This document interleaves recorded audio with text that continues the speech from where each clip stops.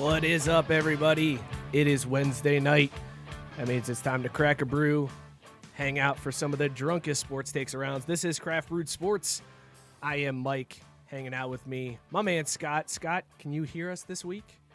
Yeah, my snap turned up, so I'm good to go. There he is. Also hanging out, Mookie. Mookie, how you feeling, bud? Woo-woo. Great to hear from you, man.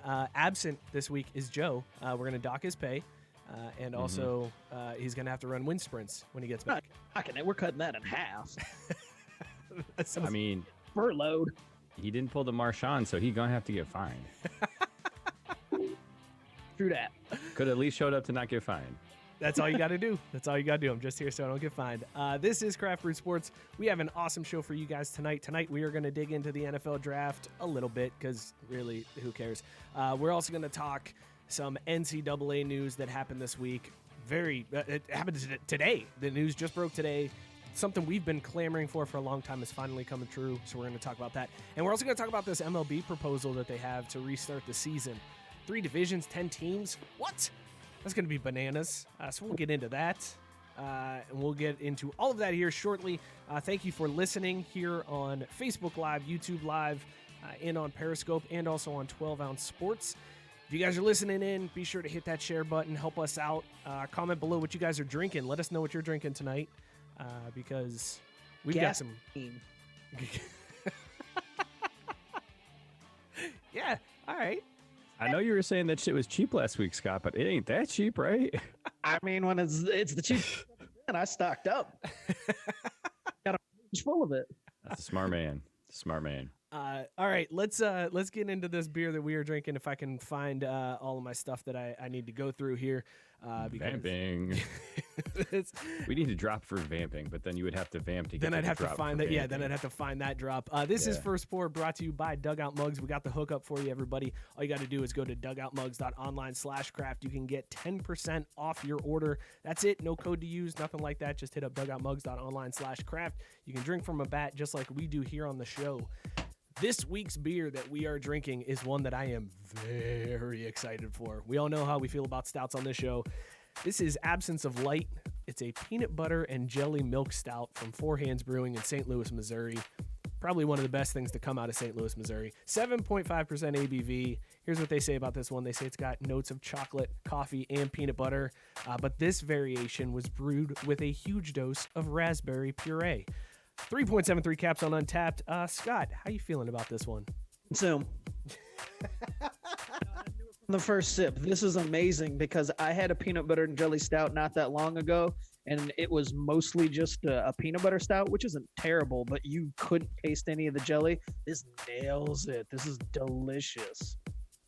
Mookie, do you agree? So I got to be honest, and I really hope I don't jeopardize anything with the sponsors, but I went to pour the beer in, and I don't know if I can use this week because it still smells so goddamn good from last week's. Like, I don't know why I decided to take a sniff, but like, it's called soap and water, man. Shit, dude. I washed it as much as a man would wash anything, but it still smells delicious. So I'm going to get into this one now. I'm excited for it. I do love St. Louis stuff. Ted Drew, shout out there. Technically, my sister came from there, but she's all right. So I think this is going to have her beat. It is a really good brew. You're 100% right, Scott. There is just enough jelly flavor in this. And I got to be honest. Can I be honest about something here with you fellas? I'm not a peanut butter and jelly fan. I like peanut butter. What the fuck is wrong with you? I go peanut butter and peanut butter. I double up the peanut butter and I skip the jelly. Peanut butter and peanut butter sandwiches is what I do. So I'm not a big jelly fan, but this is legit. I'm a big fan of this one. I'll drink this jelly. The show because this dude is talking wild that he's not a peanut butter and jelly fan. Yeah, have you ever gone peanut butter? Yeah, I have. It's fine, but it doesn't beat peanut butter and jelly. Whatever. I can mute him at any time, so you just let me know, bud. Do it. I hate that I don't have full control over the mute. This is First Pour, brought to you, as always, by Dugout Mugs. Be sure to hit them. Holds up, though. We will see how this one holds up. I think we know how this one's going to hold up. There's really no surprise on this one. Dugoutmugs.online/craft. Hit them up and support the sponsors that support our show. All right, fellas, let's talk NFL draft. It absolutely crushed the ratings this year. one of the highest rated drafts of all time. How much of that was due to the fact that we don't have sports, and how much of it was due to the unique situation that we're dealing with them being like inside of athletes' homes and kind of seeing what the coach's setup looks like and all that good stuff? What do you think, Scott? 100% due to all the weird circumstances. I mean, they do crazy ratings every year anyway, but it is absolutely because everybody's sitting at home, and this was the closest thing we've had to sports in, 2.5 months now? So, yeah. This is live sports. Like, for the most part, this didn't really change what the event was, right? Like, there was no Roger Goodell awkward hugs, but other than that, like, this is essentially what the draft is. People read shit off a card, and then we talk about clips from a year ago. Yeah, that's a fair point, and I do think there was a little bit of voyeuristic capabilities creeping in too, because I loved seeing all of the coaches' setups, like seeing how they were all set up, and see like Cliff Kingsbury is living like a damn king, man. Dude, that place is legit. Kingsbury is killing life, and he's just like sitting there with his feet up on the table, like no cares in the world. Meanwhile, Belichick's feeding his dog, letting his dog make the picks for him. Job, everything, Cliff Kingsbury. He just fails upward all the time. I mean, that's who I aspire to be right there, though, right? Someone who just fails upwards. Like, you don't even have to be good, just lucky. Good takes work. Luck is just, I was there. I mean, I'm just being a jealous hater. I'm just saying, maybe he doesn't deserve the woman or the job. Mostly the job. Well, I didn't see the woman. I only saw his crib, which was hot, so I can only imagine, On the show before, there's been a few stories, so. Hold on, let me just get that. It Drew's over to the Google machine. John chiming in saying no sports plus Burrow equals great times. That's true. The Bengals get their guy and double up and get T. Higgins in round 2. That's pretty solid draft right there. That alone was pretty solid for the Bengals. I would say the Bengals had a pretty solid draft overall. I wouldn't say they necessarily won the draft. Is there anybody that you say that won the draft this year? In 5 years. I mean, there's nobody that won the draft. I can tell you lost the draft, though, the Packers. The Packers or the Raiders? Because I would put the Raiders in contention. Ever won a draft, though? Like, that's the thing about the Raiders. It's always just, who's the fastest guy? Don't care what position he plays, just give me the fastest guy. They did pick Jamarcus Russell. That was a great pick. He can throw a ball 75 yards from his knees. They won that draft, right? Yes. They're still receiving benefits from that draft. It's working out all right. That was I love that the Raiders just took like 19 wide receivers and they still have Carr to throw to. It's like, okay, thank you for all of these amazingly fast wide receivers that will never get the ball anywhere near their hands. Sounds like a great idea. Good work, Gruden, you mediocre Dayton product. Sorry, is that too far? Did I go too far? No, I was waiting for more. I mean, anytime you is excited. Coming back. All right, here's a couple other storylines from the draft that were big time. They went viral because for the first time in a long time, we all are watching some type of sports together. One was ESPN's tragedy graphics and their masturbatory use of like, hey, this guy runs a 4.440. He also was a team captain for 3 years, and his mom has been addicted to crack since he was 12. Yeah. Like, what is happening? Who greenlit that? I knew we were in for it when, from the very beginning, they had Trey Wingo starting off the whole thing by saying, this is so tragic, but this is going to bring the country together. I'm like, come on, man. It's just a bunch of guys getting picked to play football. It's nice to have something to watch, but it's not going to bring the country together. It doesn't get rid of unemployment. It doesn't get rid of COVID. Chill out. All the extremes. Dude, and that shit went on forever too. Like, I turned it on because Mike, I think you said something to me about it. I was like, oh, that's it. That's now. It's at 8:00. So I flipped it on. I was like 8:03. I'm like, damn it, the Bengals already picked Joe. And then that shit went on for another 45 minutes before anyone was on the clock. So I didn't even see them pick Burrow. I ended up tuning in. I want to say like the 6th pick because it was like 9:30, and I was like, oh right, they're probably done with the intro now. Let me flip that back on real quick. I gotta be honest, the first day, I was not on board with this draft. Like, I did not like it one bit. It wasn't until day 2 that I finally started to come around and started to enjoy it. But I hated, it was like the weird at-home musical performances that they pulled out. Like, I don't need to see Luke Bryant performing in his living room during the middle of the draft. Like, just give me the I turned that picks. shit off. Like, to see Luke Bryant. Period. Right, yeah, end sentence. Yeah, good point. You want to know something? This was the draft that I watched the least since I was probably in high school. I just wasn't. I mean, it didn't help that the Niners came in with 5 picks and then on day 2 had 0 picks based on all the maneuvering they did. I just wasn't interested in this draft. I was happy with how the draft turned out for the Niners, but just the overall thing, I'm like, the highest rated draft ever, and I watched in and out of the first day, and that was it. I didn't turn on the second or third day. I mean, it was just whatever. And it wasn't because I didn't like the presentation. I just didn't care. See, that's crazy. Like this, I was the exact opposite. I never, since I stopped working the draft, like for work, like having to support shit for it, I've not watched it at all because I had no interest. But this year, I watched a ton because I really liked the whole cameras in the players' homes and stuff. Like I thought it was pretty cool. People had a chance to put their own stamp on it, but then it was also 1 out of every 3 ones. You'd see someone sit next to the guy going, "No, like get out. Right. We only got these are our 6. Get the fuck out of here." Because that one cracked me up. And then also, I love watching what people are eating too. You had all kinds of different food showing up and whatever. Like I was really curious, but I liked it. I thought that side was kind of interesting.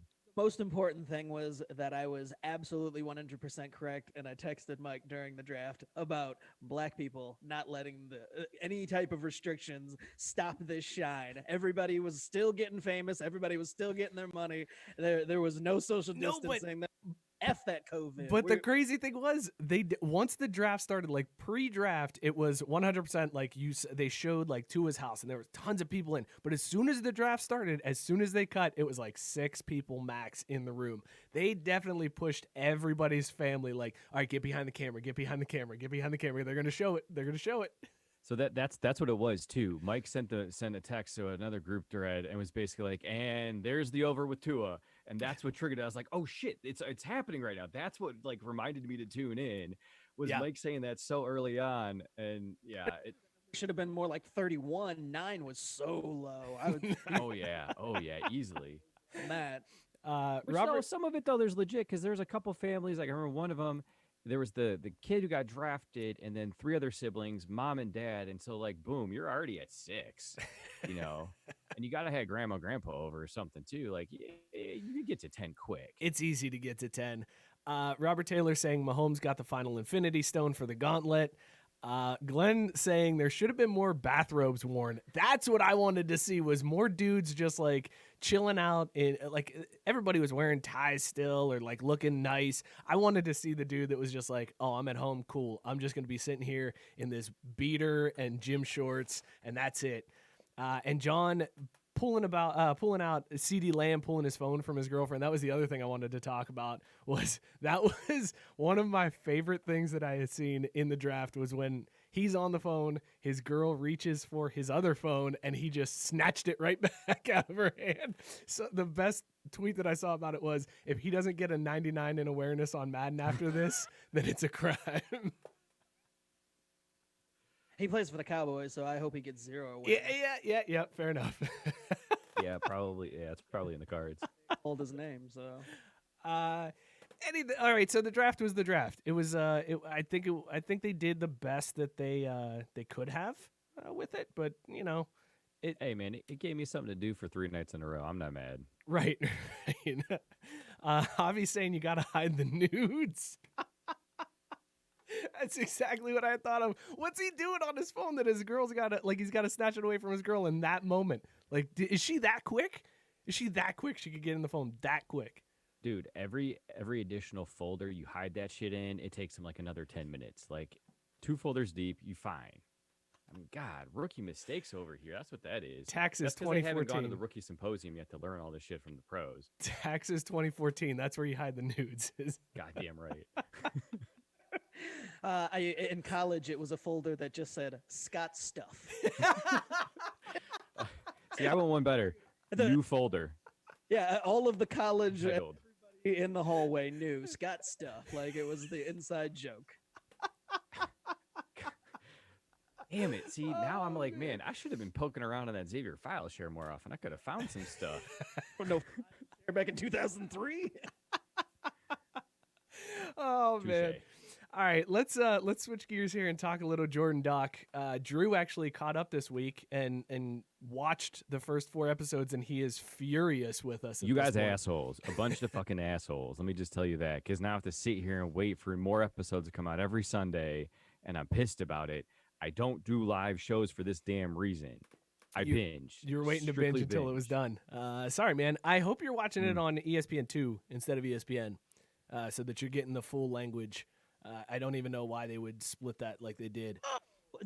Okay, I was confused because it's explicit language, and they throw up the thing, and then everything's bleeped, and I'm like, why are they bothering saying anything if it's bleeped? I didn't know that there was a difference. So you're not watching it on ESPN2 either. You're watching it on straight ESPN. Yeah, that's a bad move right there. ESPN2 is where it's at because you get all the MFers, you get all. I mean, it's completely uncensored. And this week's episodes with Rodman was well worth it. Like, they got all of their money's worth with the swear words that they're allowed to say on ESPN during this time, because Rodman let it all out.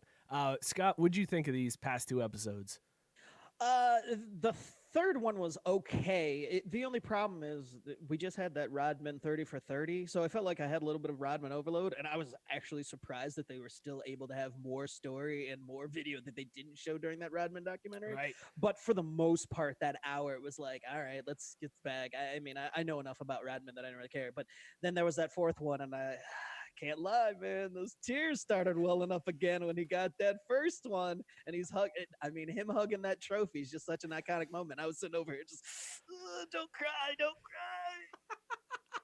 Spoiler alert! I'm only halfway through episode 4. I know, it was in 91, and I'm still just like, oh god, it's so magical. Drew just called spoiler alert for a sporting event from when he was 7 years old. Oh, I mean, it's a solid spoiler. I did not realize that there was a difference between ESPN and ESPN2. Like, honestly, I just pulled it up. I just typed in The Last Dance and just started watching from the first thing that showed up. So yeah, I'm gonna have to look out for that now. Go to the ESPN2 one on Hulu. It's listed as mature language or something like that. Like, it actually calls out that it's got it right in the title. Well worth it.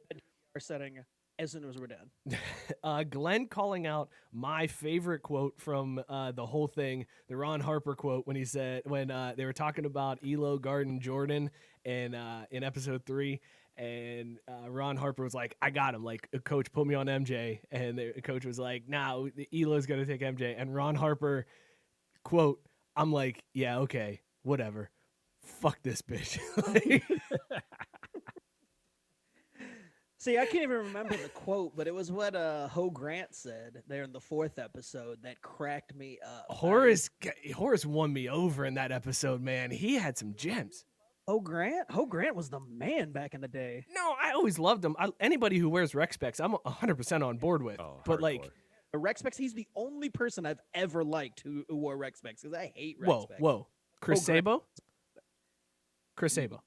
I stand by what I just said. You son of a bitch. Chris Sabo is a legend. Don't you talk bad about Chris Sabo like that. Who needs to wear rec specs in baseball, man? Come on. Chris Sabo. Chris Sabo does. God damn. Every week you do it to yourself, bro. Like, can't help you out all the time. Matt Barr, by the way, I just want to go back to this comment real quick. I've been trying to work the word motivation in. Yeah, yes, let's talk about that. Matt Barr said he had a sergeant major in the Marines that hid his porn on the share drive under a folder called motivation. He put it on the share drive. It wasn't even like saved to his desktop. He was fine being like, no, we'll put this on the Google Drive. Just put it under motivation. Nobody's looking under there. Dude, when you're deployed, like, everyone's in it together, right? Too much. That's amazing. No, I'm on board. In the group, I don't know. All right. Then people could like see the stuff you're into. Moving on. So Isaiah Thomas, the current NBA player Isaiah Thomas, has been tweeting out like, please stop hating on me because of what Isaiah Thomas from the 90s did to Jordan. Like, people are tweeting at the wrong Isaiah Thomas. It's a common theme that we come up with in the show of people tweeting at the wrong person. But when people tweet at the wrong person. But they're like, he's like, I didn't do it. I don't even think Isaiah Thomas was alive when Isaiah Thomas and the Bad Boy Pistons were trying to kill Michael Jordan in the Eastern Conference. Live when Thomas retired. Oh, okay, there you go. Did you know, by the way, did you know how the new Isaiah Thomas got his name? I did because one, I was a really big Isaiah Thomas fan when he was at Washington, but then the Kings drafted him, and so I was all about. And I love anybody who's out here rocking the short man, 5'7", doing his thing. Those are my dudes. Straight balling. Yeah, I was all about him. Nate Robinson was the same way. Ironic. Oh, I love Nate Robinson. Washington, but yeah, so I did know the story of Isaiah Thomas and his dad losing a bet. That was yes. horrible. His dad, Wait, dad, a Lakers fan, lost a bet to a Pistons fan and had to name his first son Isaiah Thomas as a result of losing the bet. I would love to talk to his mom just to hear what she got to like allow this to happen. Like she had to get something back for that because holy shit. Whoa, sorry. It could have been worse, though. I mean, it could have been this little short dude rolling around named Bill Lambier. I mean, it's like Isaiah Thomas. It's not great, but at least it's like all right. But I mean, seriously, it could have been a lot worse. Be honest, if he is Bill Lambier, the kid I knew Isaiah Thomas is Bill Lambier, he doesn't make it to the league. Oh, he never plays basketball. He never. Yeah. It doesn't matter how good it is. They're just like, nope. Play some dumb sport like baseball or something and fades into oblivion. Wow. Oh, whoa. I was going to say he's an accountant. Yeah, that's where I was going to go. I was going to say So he's golf. in finance. Yeah, he's playing golf on Tuesdays. Like, that's it. He's not even an athlete. Would it be worse to be named Bill Lambier or would it be worse to be named Stan Kimbrough? Bill Lambier. As a short little black guy, Bill Lambier. Yeah. As I say, I mean, if you're a tall white dude, Bill Lambier would actually work for you. Hey, Bill Lambier works for him. A short little black dude? It doesn't work. Vinny Johnson. What if he was named Vinny Johnson? Microwave? See, I'm thinking about how, who would be the worst person for how to be named after. That's what I was just trying to find. Those are really the only ones on that team that. And I'm thinking about personally, so it'd be like, oh, my dad lost a bet, and now my name is Derek Jeter, kill me. Or, oh, my dad lost a bet, and now my name is Kobe, kill me. Like, oh, Alex Rodriguez, yeah, I know. Ooh. I'm just thinking of all the people that would be horrible for me. Also, how do we kick Javier Vega out of here talking smack about the Bad Boys? The Bad Boys Pistons were not overrated. They were exactly what they were supposed to be. Javi's saying they were the villains. Fourth best team of that Fourth era. best team. Get the hell out of here. That's a bold claim. So who are we talking about then? Celtics, Bulls, who's third? That would be the question. Who else comes in above unless you put the Bulls? I mean, because I did. Bulls, Celtics. That's two. If they're the fourth best, who's the third place team that's ahead of the Bad Boys? You said Lakers. That's what I'm saying. Yeah. Oh, I missed that. Yeah. Getting all dumb. I mean, I don't necessarily agree, but I mean, Downvote. I don't think that there's much of it. I don't think they were overrated, but when you're ranking those teams right in that era, I think Pistons are probably a little bit higher than fourth. You know what? Here's the thing. You're absolutely right, Scott. You come out with a rational, level-headed argument like that, I will agree. But overrated, and I will fight you for it. Let's talk about these overrated Pistons and the. I will say that Javier does know overrated because he's a Yankees fan, so there's that. Ooh. Clap back. Let's talk about the. Guys, have a good night. Let's talk about the walk-off. And this was a pivotal thing. This is one of the reasons why Michael Jordan still hates Isaiah Thomas to this day was after the Bulls beat the Pistons, swept them in 4 games. The Pistons just walked off the court, and Jordan is still butthurt about this. How are you that? I know Jordan's petty. I know it's super petty, but are you that petty that like you swept a team and they walked off the floor without shaking your hand and you still harbor a grudge to this day? No, I love that. Of course you do. Say as the captain of Team Petty, and I mean I defer to Jordan when it comes to Petty because he's Hall of Fame Petty, but the idea that he's still sitting in his living room years and years later and is still like, man, fuck that dude, I don't like Isaiah Thomas and he's a bitch and I'll tell you why. But when they handed him the phone and he's like, I don't care what he says, it doesn't matter what he says, It's bullshit. seconds in, he's like, "Yep, see, here he goes, already making excuses." Oh God, I was dying. I loved it because I hated Isaiah Thomas more so in his post playing days because I was a little bit, I didn't really pay too much attention to the Pistons back then. But man, Isaiah Thomas has been such an asshole since he retired that it's just like, yeah, get him.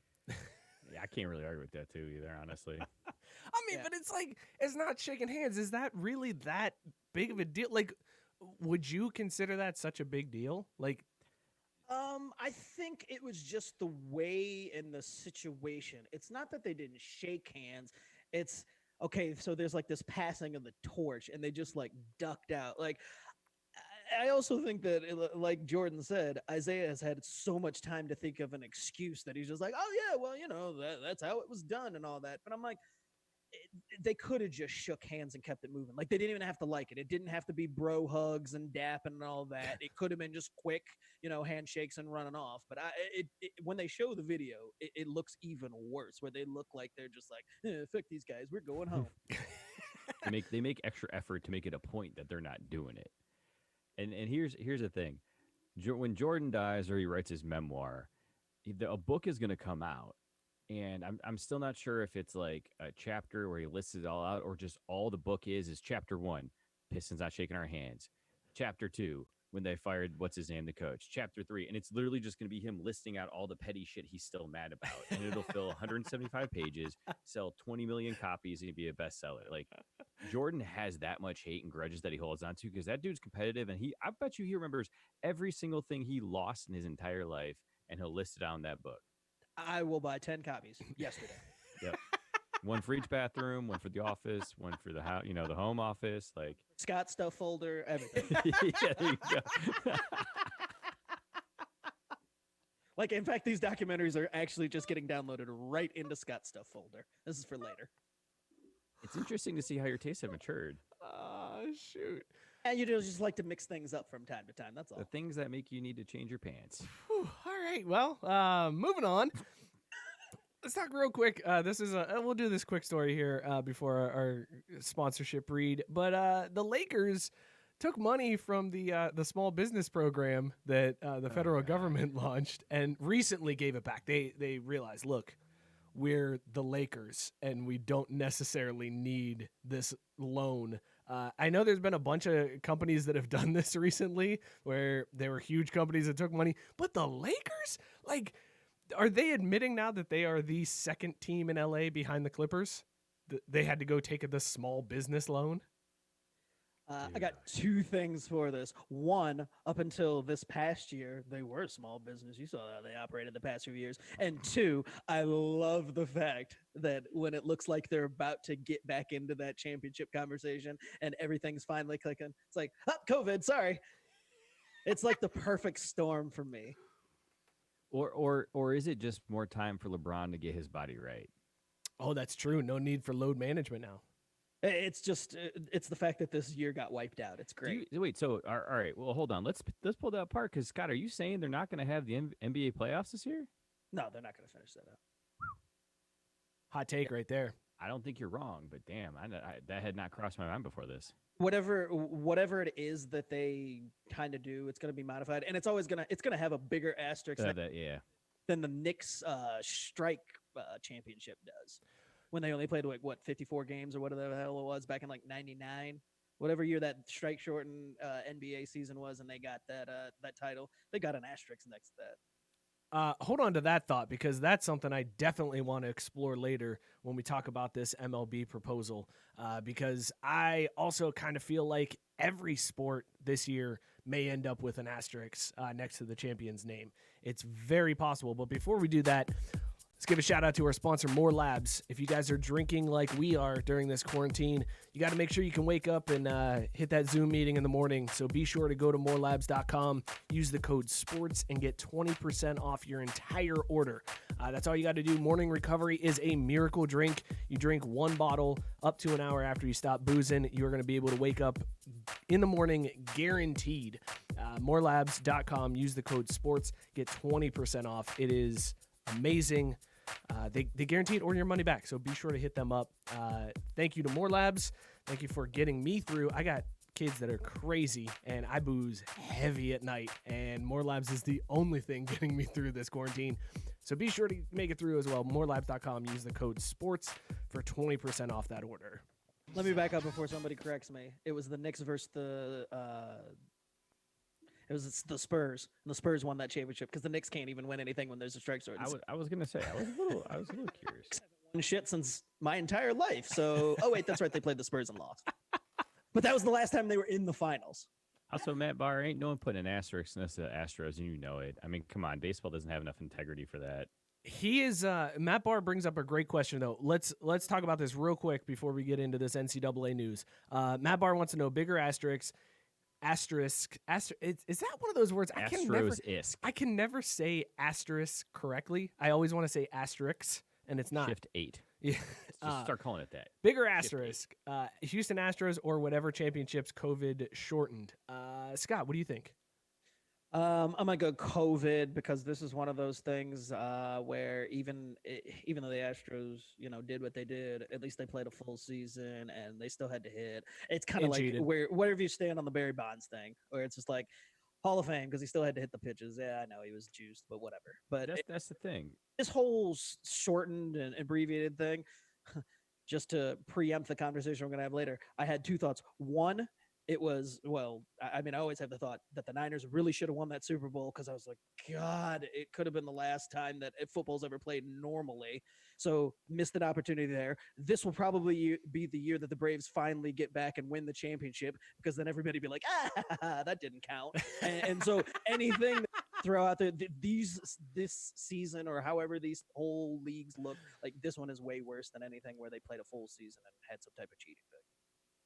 And baseball still doesn't see any of this cheating as asterisk worthy, honestly. Like you said, Barry Bonds, no one's gonna care. The Astros, they didn't cheat, they just played the game better. Like, come on, baseball they don't want to put that on themselves at all. Gave a slap on the wrist to the Red Sox. They really don't care about this. They're like, whatever, moving on. We're just gonna keep going. Don't care. It's all good. Man, they did fire. What's his name? Video guy. How shitty is that? They're like, yeah, man, the Red Sox really cheated. That video guy, you are done. And a second round pick. The Red Sox, their coach got punished more because of his involvement with the Astros and less for what he did with the Red Sox. Dude lost a job, man. Nah, he'll be back. He'll be back for sure. There's no doubt about it. But let's talk about some good news. The NCAA today the Board of Governors voted to go forward with a proposal that is going to allow kids to get paid based off their name and likeness. It will go to a full vote in January and likely go into effect as soon as 2021-2022 school year. We've talked about it for the longest time here on this show. Finally, dudes are going to be able to sign an endorsement deal, do whatever they do just based on their name. You automatically get the sliding scale. If you're a super big name, you're going to demand more money. If you're the last dude on the bench, you may be able to get something, but maybe not. So that's it. We're seeing it finally come, and likely, and Matt Barr right on cue as I'm about to say it, give me NCAA football. Like, it's got to come back now. I was going to say that also, all you kids stuck at home, not able to go to school, that right there is called capitalism. So Mike Berlon right there laying it down the line. That is what it's called, capitalism. There you go. Close your study books for tonight. Your lessons are complete.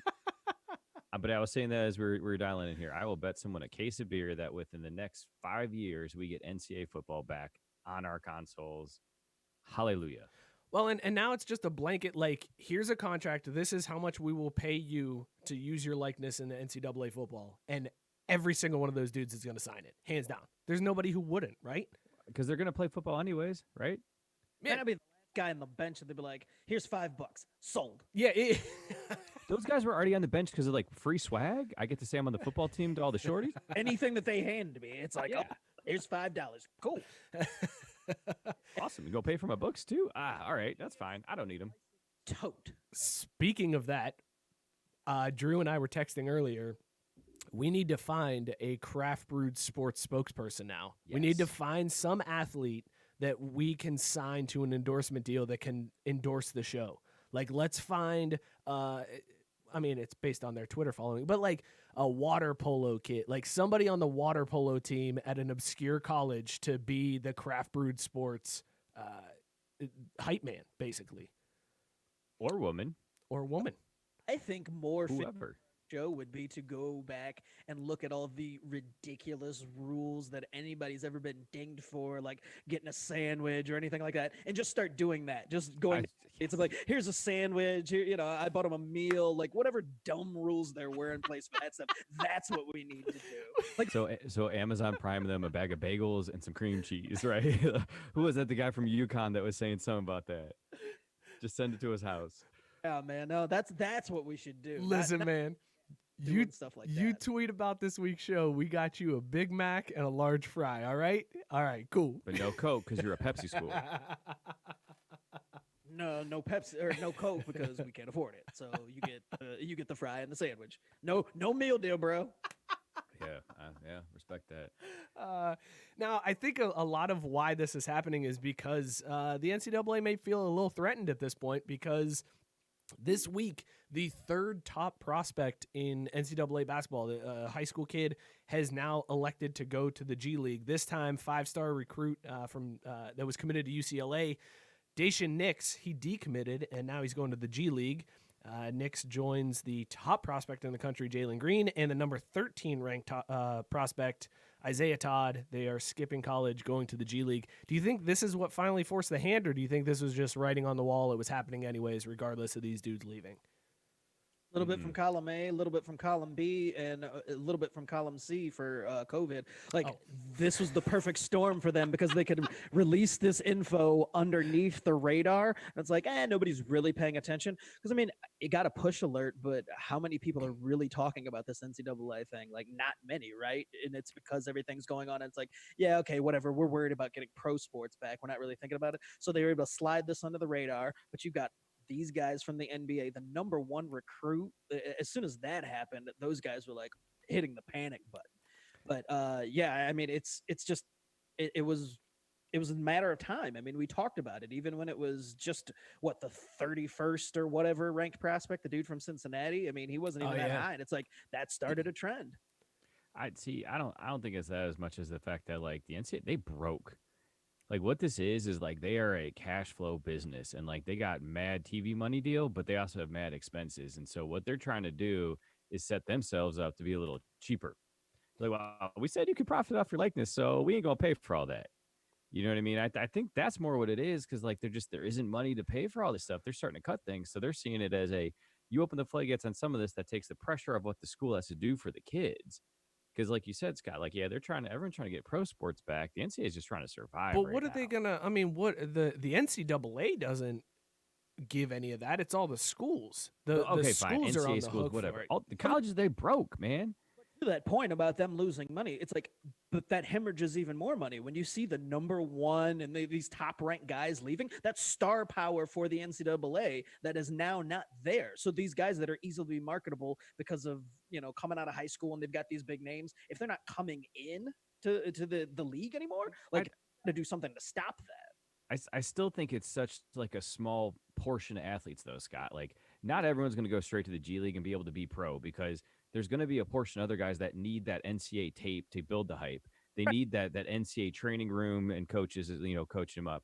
Sure, You're only talking basketball too. Like, but what I'm saying is when you're talking about the name guys, because the only kids you hear about generally, unless you're, diehard following the school, are, the top 50, the top 100 or whatever. So when those names start just saying, I'm going pro, the NCAA is losing that immediate, like, it's just like if all of a sudden, the NFL had to start doing their own thing and they weren't getting these ready-made stars from the NCAA. Like you're losing that pipeline, so to speak. if the NBA rolls back their 1 year rule and you can go straight into the NBA, then I would agree.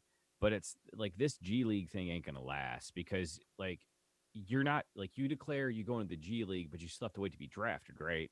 Because if you go in the G League and you blow a knee or you just look like shit, like that can actually have worse implications. Sure, I think this is a short term thing with kids jumping there because like, well, why go on Chapel Hill's campus for a year and all this COVID shit? I'll just go train and start getting paid, and I get a pass because I have no tape. You know what I mean? Like, but when they were going to Chapel Hill and blowing out their knee for free, they were getting absolutely nothing. At least if they go and blow out their knee in the G League, it's like, well, I got 250,000 or whatever it is. Is that what it is? I was gonna ask. I'm curious. I thought it was like 24 grand or something. I think they negotiated.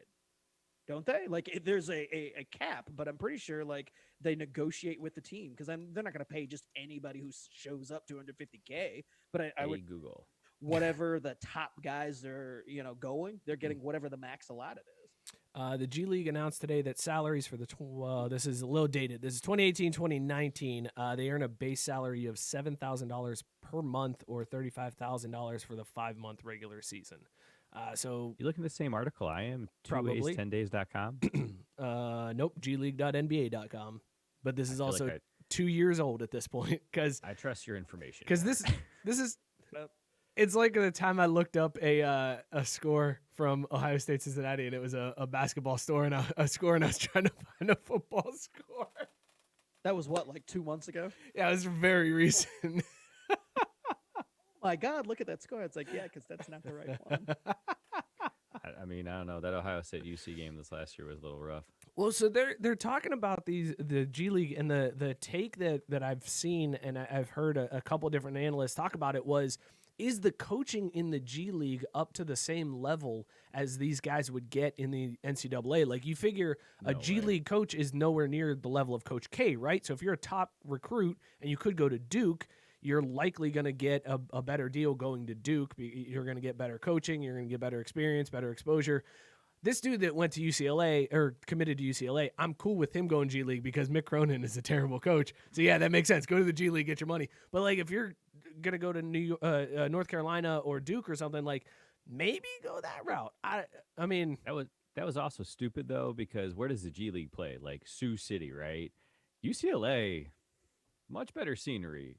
Okay. So, okay, but just to play devil's advocate, do we think that Zion would have suffered because he went and played for some no-name coach in the G League versus Coach K? Like, oh man, he wouldn't have gone number 1 overall. No, that's a good point.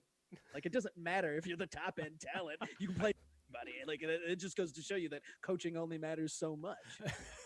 John wants us to name a G League team, and I think this would be a really funny one. The only one I know is the Fort Wayne Mad Ants. That's the only one I know because they're somewhat local, like they're kind of close to us. That's the only one I know is the Mad Ants. I don't know any other G League. TM right. What one? What'd you say? The Wildcats. There's some team in the G League named the Wildcats. There's Wildcats for everything. So the Wildcats, stab in the dark. Let's look it up and see if there's a Wildcats. I'm pretty sure like there's a couple of teams that are just their pro mascot. They're just like the Lakers. Name. Yeah, like the Lakers. It's like the Sioux City Lakers. There is. So I'm sorry, Sioux City. I ain't trying to hate on y'all. There is a Windy City Bulls. That's the biggest ripoff I've ever heard in my life. Well, they're owned by the Bulls, so like you can do that. Oh, they should have went Windy City Toros. The real. Ooh. It's like the Rio Grande Valley Vipers. The Windy City Bulls is the Aldi brand of the Chicago Bulls. Like that's Windy City Toros because they always kind of have that alternate name. They don't use. That'd be cool. Name.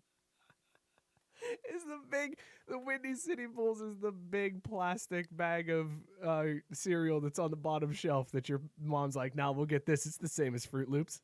Damn, Mom, come on. Dude, stop bringing back the harsh memories.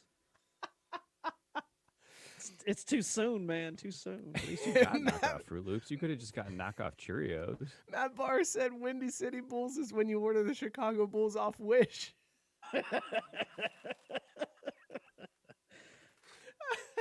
That's fantastic. Hey, can we talk real quick about these about these all-in auctions? Did I say that weird? Did I say it weird? Yeah, it sounded strange. Oh, my bad, man. So there's it's cool. It wasn't as bad as Apricot. You suck. You damn heathen. I'm really glad your mic keeps muting you, Scott, especially as you yell "God." You know, I thought it was just me, so I wasn't gonna say anything. No, Scott's mic keeps muting him. It's like the mic knows to silence him. Damn it, Florida State's coming back in this game. Are you watching an old game and you're confused by what's okay? Cool. Anyways, no, I'm not confused. I know what's gonna happen, but I'm still watching it. 1993 Notre Dame, Florida State. Oh yeah, all right. Nah, just wait for Wooden. It's all good. So the all-in auctions, they're raising money for COVID relief. They're I think it's going to like Meal on Wheels and like a bunch of different things to help feed families who have lost their jobs and stuff. there's some weird shit on this auction site. Like, there's some very strange things that you can bid on, like a private magic show and lesson with David Blaine. The current bid is at $150,000 right now. You can also get, I think there was one that Scott's buddy A-Rod did, where you can get a private batting lesson with A-Rod, and then you get to leave with his World Series championship trophy. Like, that was one of the things. Wait, like for keeps? Yeah, like you get to take it. Because he was just like, whatever, I don't need it. It's all good. It's for a good cause. I want to know why he has a World Series championship trophy. Don't they usually give out rings? It's a replica. He got a replica. No, that's dumb. Never mind. But Yeah. there's things there in here that it's insane to me what they're auctioning off. You can be an assistant coach with Doc Rivers. You can bid on something and they'll just let you coach. Like, you're allowed to, go ahead. You can help coach this team. Dana White did one where you can sit in on a matchmaking session and you get to make a match in the UFC. You get to come up with your own match and put one together. What the hell is this all just admitting that sports are just all bullshit and it is what it is? Like, nah, if a rich person wants to come in and hang out and assistant coach with Doc Rivers, yeah, go ahead, let him. We don't care. It's for charity. I'm going to flip things on their head and just make it so that A-Rod is like, I'll bid for $10 to punch A-Rod in the nuts. I'll go to the UFC thing and it'll be like, I want to put the champion against A-Rod and then make him fight and get his ass whipped. Like, that's what I want to do. I want to pay for things to hurt the people that, I dislike. Here's one. This shit is funny. Like you can see someone is ripping off someone in Buffalo because they spent $10,000 on the Kyle Allen off-season experience. That's a lot of money. That's a lot of money to spend on that one. I didn't realize people in Buffalo had that much money. I thought it was all Canadian dollars. Or the other one, a wine tasting with Charles Woodson. Yeah, that one was. But you also get a year's supply of wine along with that. 2-year supply. 2-year supply. I know that Daniel's already outbid everybody for that. Dennis Rodman is going to let you join him on his Lamborghini Hyperboat and then go to lunch with him and then drive around in one of his Lamborghinis. That's literally what this is. And the bid is at $14,000 to ride in a car with Dennis Rodman for a while. Like, that's insane to me. Dude, if you get to ask Dennis Rodman to tell you any story and he has to shoot you straight, worth it. Because that dude's got stories like Tyson, I'm sure. He definitely has crazy stories, but come on. I mean, $14,000 to ride in his Lamborghini with him? That's the other thing. Most of these are like, oh, you get to go to lunch with so-and-so or sit at dinner or play golf. What if they're a dick? Like, what if this guy is a total asshole and you just spent $75,000 to be like, I don't even want to be with this dude. I want to go home. Dude, there's some on here for pitch your Walmart executives on your business idea. So you're literally paying Walmart to say no to your business idea. Back to the Rodman thing. Yeah, where is that too? I can't see where that must have closed. I want to find the final amount. Go ahead, Scott. My bad. Circle back to the whole Bulls doc. If you wrote out a list of people that you thought would be in this documentary at any point during the whole 10 hours, how many people would you list before you got to Carmen Electra? Because when she popped up, I was like, dude, Carmen Electra? I forgot all about her and him and Madonna too. Cincinnati's own. Forget about the Madonna thing because it popped up, but I just didn't expect to see them have Carmen Electra sit down. Like when the producers and everybody's going up, all right, like, we need to interview this person and this person and this person, and somebody suggests, hey, why don't we get Carmen Electra? What is she doing? Yeah, sure, she'll sit down. It was just like, wow, that's a really random person to have on this thing. What else has she got going on these days? That's a good point. Still alive. That's very true, actually. It was one of those like, oh my God, Carmen Electra's still around? Cool, good for her. Hey guys, did you know that you can spend $7,500 and get a special visit from the Budweiser Clydesdales?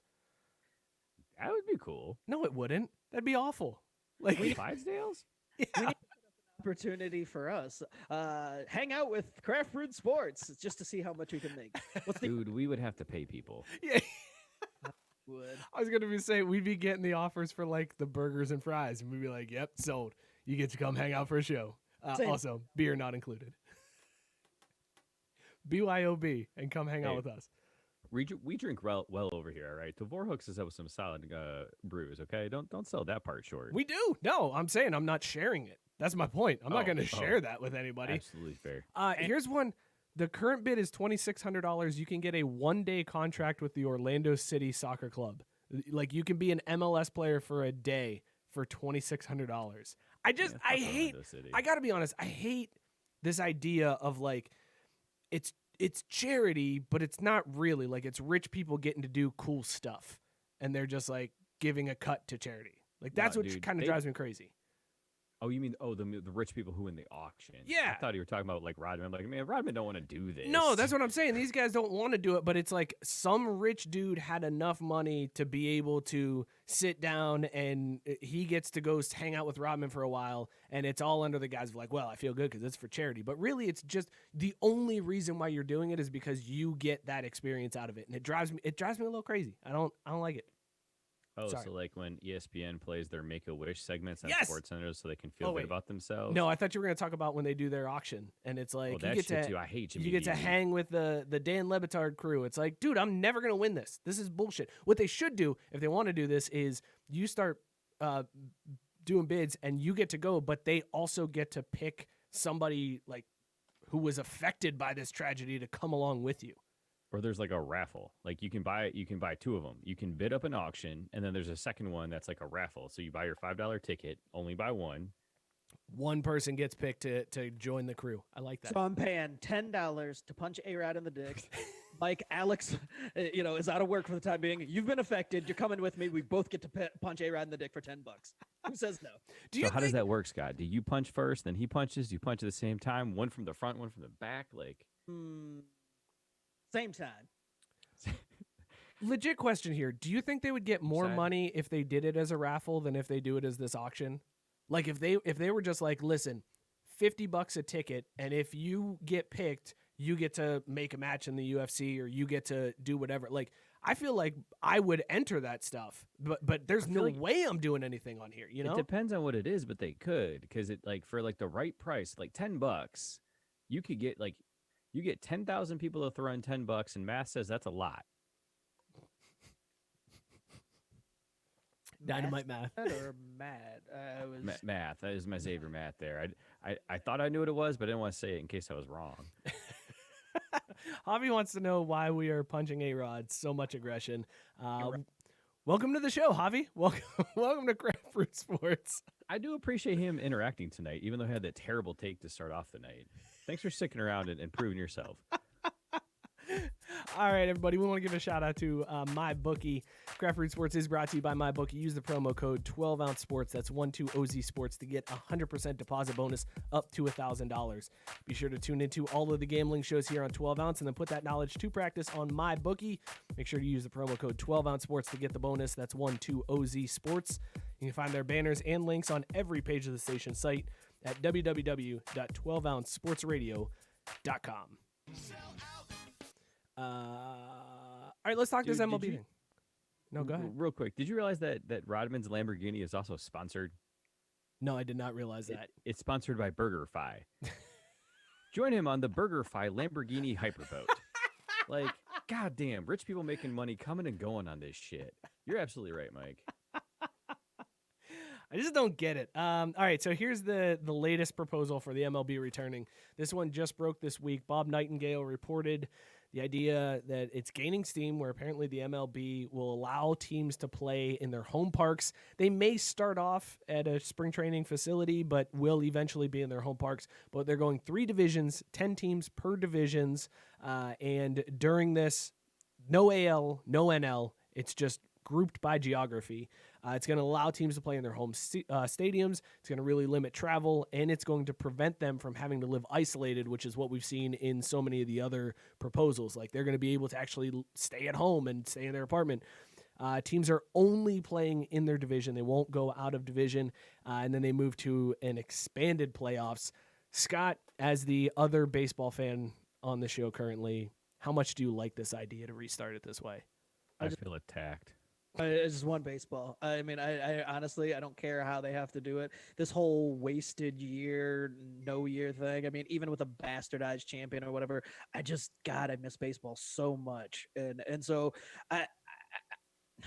anything is better than nothing at this point is the way I look at it. So whatever they have to do to make it happen, I'm fine with. It's going to be weird no matter what they do.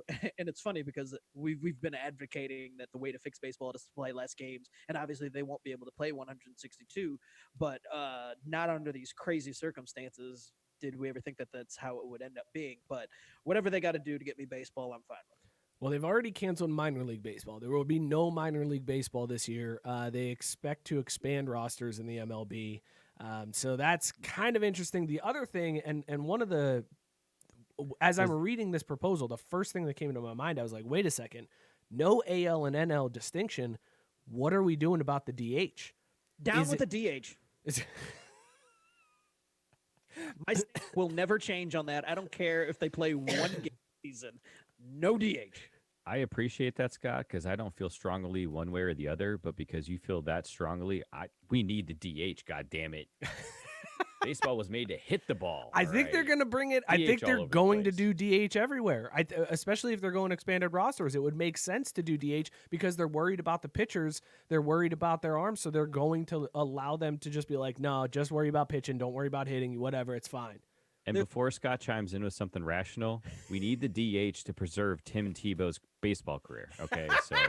Oh, shit. Is this how Tebow makes the majors? You don't know how much I love Tim Tebow is the problem there, Mookie. I'm all about some Tim Tebow. So if that's what it takes to get him, then I guess begrudgingly I'll allow it. But no, here's the real reason why it'll probably be DH all the way across the board is because, and I read this before any proposals came out, is that they were going to also use whatever season, however it ended up looking, to test any type of weird things that they were going to do. And so they've already talked about going to, DH for the entire league. They've talked about some other things that they want to implement over the next coming years. So what better way than to be like, all right, this season's crazy. We've got these 3 divisions. All right, we're going to do this and we're going to do this and then see how it works. And if it doesn't, then they know and they're done. But the DH thing, I'm almost positive that that'll be a thing. One of the things that we had talked about before the show, Scott, was the way they organize these teams and put them in their divisions. And Javi brings up the point that in the East, you have the Orioles, the Pirates, and the Marlins all in one division, the same division with the Yankees and the Red Sox. So I feel like they're just stacking the deck to get the Yankees and Red Sox into the playoffs. But that's a lot of bad baseball in one division. And it's weird because they moved the Pirates out of the Central and move them to the East and move the Braves into the Central. That's like the Pirates are the lone NL Central team that got moved out, and the Braves they're the lone team that from the NL that moves into this Central division. Very, very strange, right? Nope. Sounds like me.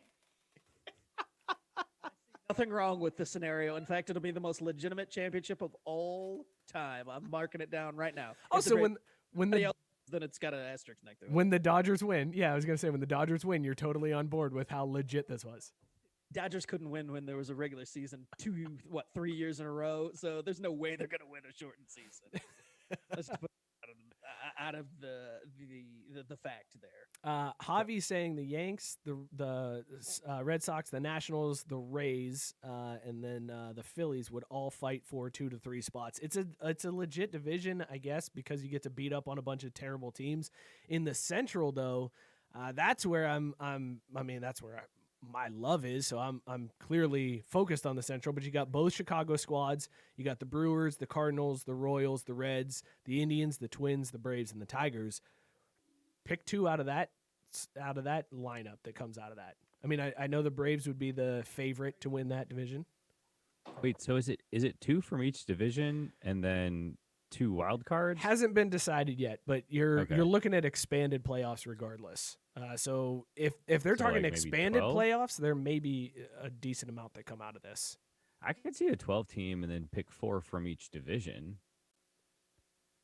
I don't think it's that bad. I kind of like the way they've got it split up because you kind of got like the LA centric stuff out west. We know with the Mariners and then the Astros thrown in, which kind of makes sense. The East is all the Eastern Seaboard, and the Central, you basically took the AL and the NL Central and just like, oh, and then there's the Braves. So who, based on this, would you like to see this full time? Like Scott, if this happens this year, do you want to see this go forward? Like just 3 divisions? I mean, if the divisions are going to be stacked like this, yes. 'Cause the teams that the Braves are aligned against historically are all shit. So yeah, sign me up for this. Whoa, whoa. Hang on. You just said the teams in the Braves division are all shit. And I believe the Reds are in that, and we all know that the Reds would have won the World Series had it happened this year. So all the teams in the Central besides the Braves are shit. And so I am okay with them doing this for 1 year, but I don't want to see it like before. I want to go back to AL, NL, and universal no DH. I'm fine with this. I actually like this. I like this idea of 3 divisions. I guess maybe you could split it a little bit further and just do a 4th, but do away with AL and NL. I don't care anymore. Just give me like 4 divisions, and then you have a playoff build out of that. I'd be fine with that going forward. No, I mean, here's the thing on a serious note is we've talked about, a billion times what baseball needs to do. And I read a couple articles. Besides doing something like this, there's been all these other proposals. But basically, baseball has this opportunity, being the only sport that's going on, if they can get their shit together, to capitalize on the fact that they've got all these eyeballs, that they're doing things drastic, like they're switching things up. Like baseball needs to do something to hone in on the fact that they're the only sport going on. So if it takes something wacky and wild, I mean, again, this would be the time to try out, hey, we're doing the home run derby thing if it's tied after 7 or, whatever, like whatever it takes to, make baseball exciting. I mean, you have a chance because the draft proves, I know it's football and a lot of people watch draft anyway, but people are going to be clamoring for anything. And it's like, oh, it's sports. Even if it's baseball, people who hate baseball will be like, screw it. I'll see. And if there's something wild that they do that they've never done before that can get eyeballs and then keep it, baseball would be fools. Yeah, okay, so never mind. They'll totally change back to the old ways and ditch whatever helps them. So never mind. They will Dinger, slinger, pain bringer. They will always revert back to being. That's all they need to do. Put in the dinger, slinger, pain bringer into the games, and it will all be fine. Baseball will be right back at the top of the sports world. It's that simple. I mean, all this other stuff is great, but like after 2 weeks, people will be like, oh, right, it's baseball. Damn it. I'll just go take a nap on the deck. All right, listen, we got a couple minutes left. We have like 3 stories that we kind of put in a reserve status just in case we have time to get to them. I want to do these. So Mike's going to make time for them because he doesn't want to talk about baseball anymore.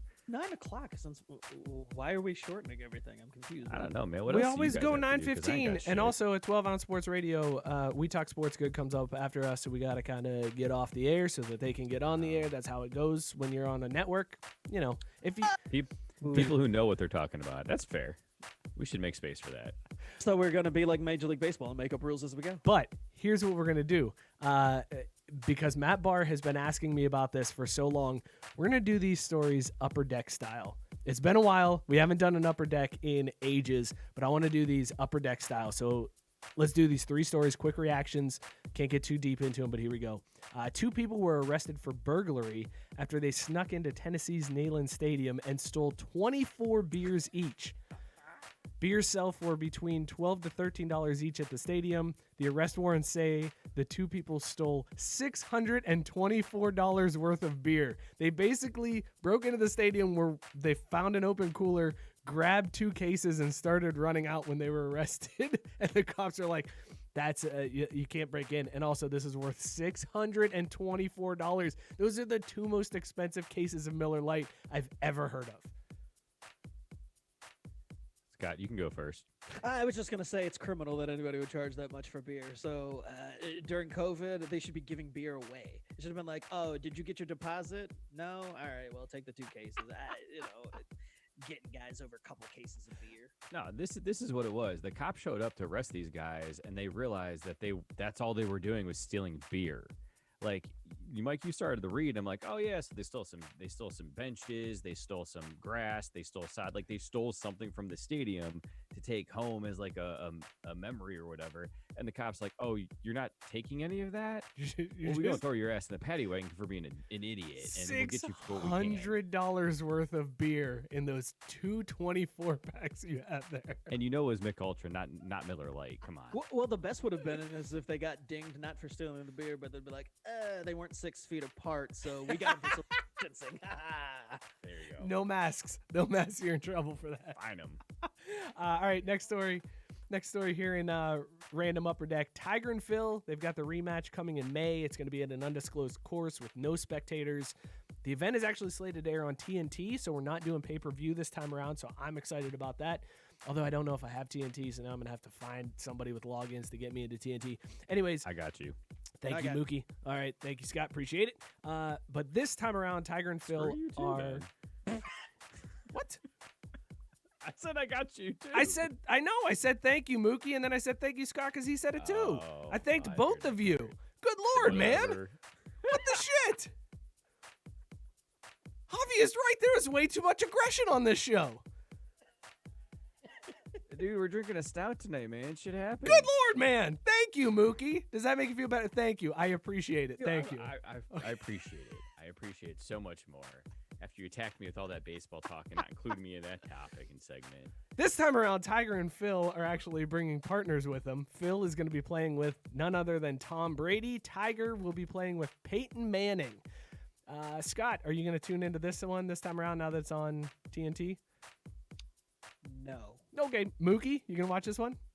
Hell yeah, because Michael gonna punch someone. But most importantly, though, it's like I was already rooting for Tiger just on principle. And then it's like, oh, and he gets paired up with Manning instead of Brady. Yeah, doubling all the way down. I want them to just destroy. You know why they had to do that, right? Because nobody likes Brady. No, they had to put, because Phil was always Tiger's Manning. Like, Tiger was Tom Brady in golf. He was the one that always won. He always beat Phil. Phil was always number 2 to Tiger. And then on the other side, Manning is obviously number 2 to Brady. So they couldn't have the 2 number 1s playing together. You got to put the best with the second best and vice versa. So now it's like, don't worry, Peyton. I got you. I'm going to get you your championship here. I don't care what the reasoning was. It works out perfectly for me. Love Tiger, love Manning. I don't have anything against Phil, but hate Brady. So it's easy for me. I just want to know now are they playing, like, is Tiger playing Phil and Peyton playing whatever, or is it a twosome? Like, are they going heads up that way? Yeah, if they're competing as a twosome, which twosome starts fighting with each other first? Ooh, good question. I would say Phil talks shit to Brady. Actually, I take that back. Brady talks shit to Phil. Yes, more. Yeah, and that's the first one to cave. Final story here in Shortened Upper Deck. This one's just for Drew. I just want to know, apparently Liga MX is stopping their promotion and relegation deal, and now people are speculating that this could mean a combination between Liga MX in Mexico and MLS. Any truth to that rumor? Do you think we could see a cross-country promotion relegation system between MLS and Mexico's league? For the love of God, I hope not. If anything, what they need to do is take the MLS and take Liga MX, combine them, but keep promotion relegation, because there's some squads in Liga MX that will give MLS teams a run for their money. But by removing by making one league subservient to the other, you're not serving anyone. Like, take the best from both, create a new league that spans Mexico and America, and then take the remainder of those 2 leagues teams and make that the second division, and then merge the USL and all the other shit with all this the lower Mexican leagues and do it right, man. Get this shit right for once. Scott, do you care? Actually, I do. Okay, good. I was worried there because you were very blank staring at us there. Oh, whatever they do, I just want to make sure that there's no DH. That's a reasoned approach too, and I think that they could probably work that out. Okay, yeah. I mean, I want there to be some type of division, but as long as the DH is abolished, I'm fine with whatever they decide. And only 6 warm-up pitches, right? No. You never limit the warm-up pitches. I don't care about pace of play. So then what the hell's the point of a bullpen? Oh, I mean, what I'm saying is as many as you need, man. Let's talk about Tavor, everybody. This Craft Root Sports is also brought to you by Tavor. We want to cheers to our sponsor, Tavor. All you got to do, use the code 258023 on the payments and credit screen. You will get $10 off your second order. Stock up your beer fridge, social distance, stay out of the grocery stores. Order your beers on Tavor, 258023 on the payments and credit screen. Get 10% off that entire order. This week we were drinking Absence of Light peanut butter and jelly from Four Hands Brewing. Scott, you go first. Did it hold up? $624 for beer. You might as well do it through Tavor. Or you can just go find this peanut butter jelly stout and buy $624 worth of that, because this beer is amazing. I'm so mad that we only got one bomber of this. I am also mad about that. This is definitely one that is a 2-bomber kind of night, and I would feel great the next morning because I would also take morning recovery. Drew, how did you feel about peanut butter and jelly from Four Hands? This is fantastic. It was delicious. The jelly, it kind of faded later on. Bad about it. Like, I think it was a delicious drink. Smelled delicious. Highly support it. The bottle's really cool too, man. I would love to see, like, that's a good looking PB&J they got on that bottle. Because I love the little gremlin thing that's coming. Yeah. I have also a beer with him. He looks fun. So I didn't get any of the chocolate. I didn't get any of the coffee, but it definitely is like heavy on the raspberry flavor, and then it finishes with the peanut butter. And I'm on board with it. It delivered what I expected in this one. I love it. Oh, I'm actually the opposite of Mookie in that, for whatever reason, I tasted the peanut butter to start off, and then as time went on, all I could taste was the raspberry and the chocolate because, it being stout. But the peanut faded. I'm still getting the peanut butter flavor as I get into this point, but it's definitely from the jump. It was, and it's probably because it smells so much like raspberry. The raspberry flavor was so forward, and then it was like peanut butter on the back end. But it was still approachable. Very approachable. Good mouthfeel on this one. Also, do you realize those guys stole the same amount of beer that the Chiefs have left in their salary cap? This is Last Call, brought to you by Tavor. Again, use the code 258023. Get $10 off your second order. Sell out. It was the same amount of money they paid Carmen Electra to come sit down for the interview. Boom. $24, Carmen. I'm in. Which she paid way more than that for those broke ass highlights, I'm pretty sure. Got her. Mookie, Matt Barr wanted to say Mookie gets mad about baseball, but then spends more than 2 seconds talking about soccer. GTFOH. He hit you. Bro, come on. Know the world, all right? Know the world. Baseball's popular in a continent in Japan. Soccer rules this mug. Get out of here. You keep talking all that noise, but next year, World Baseball Classic, baby, we in here. Okay, wait a second. Are they going to? Which is also on TBS. Is it going to happen? Are we going to get a true World Baseball Classic? Because if it's not World Baseball Classic with bands playing in the stadium, I don't want it. Don't do it. Oh, they'll have that by next year. It'll be fine. Look, all I know is if they decide to never do it again, we walk off with the championship. Hell yeah, baby! Never won it was USA, so I'm fine. Wait, America won that? Yeah, we won last year or last World Series. This is Cool. The last World Series. No, the last World Baseball Classic. God. What did I Hey, say? you white as mayonnaise. What did I say? Series. Oh, I didn't mean World Series. My Also, bad. what's his name? Bob Nightingale that reported that story. Could you have a more OWG name? Like, for real, though. That was a pretty OWG name. Well, talk about a baseball writer. See, Javi loves the World Baseball Classic. Everybody loves the World Baseball Classic. Dude, I World mean, it's Baseball more Classic is sports. amazing. It is one of the best. Awesome. Oh, it's They bat so and flip good. for days. And not even that, the emotion is so high and the fans are totally into it. They need to replicate the World Baseball Classic. That will get That's the funniest part. Baseball has the formula for how Right. the everyday game it's should right be there.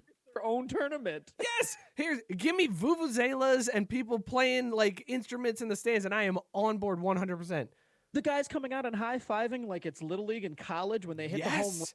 Give me all. See, dude, that's what it is. World Baseball Classic is the Little League grown. That's It is. why it's amazing. Right. That's why people love it, and that's why MLB is so stupid for not doing it. They just got to get rid of the DH. But other than that, everything's great. There are no other problems with baseball besides the DH. You're absolutely right, Scott. No, it's just a big glaring problem. That's all. How are they going to fit 100 games in, by the way? Like, Good luck. A lot of double headers. A lot of 7-inning double headers, courtesy of your boy. That was my idea. Thank you, baseball, for finally listening to Craft Brewed Sports. And thank you to all of you for listening to Craft Brewed Sports. We appreciate every single one of you like tuning anyone in. listen to that. We appreciate all of you tuning in, listening, and sharing out the show. Thank you for commenting, for liking, for sharing. It goes a long way, so we really appreciate it. Be sure to like us on Facebook. Follow us on Twitter and Instagram at Crafty Sports. You can subscribe to the YouTube channel. Also, subscribe, rate, and review wherever you get your podcasts. We're everywhere. Stitcher, Spotify, Apple Podcasts, Google Podcasts, wherever. Drop us. We got some 5-star ratings this week, fellas. We had a couple 5-star ratings come through. Yeah. Are you joking? Yeah. No, for real. Did your mom finally find the show? Yeah, she finally found it, and I was super excited that it was really nice of her to do that and leave us a 5-star rating. You can leave us a 5-star rating as well. Please be sure to do it just like this user who left us this rating this week. And I'm probably going to run out of time, but I don't care. This guy said, love the vibe and focus on sports. That was it. Thank you. Appreciate it. User whose username we can't find, but it's fine. Thank you. That was all it was. I appreciate that. That was a great rating. So thank you guys for tuning in. Thank you for sharing us out.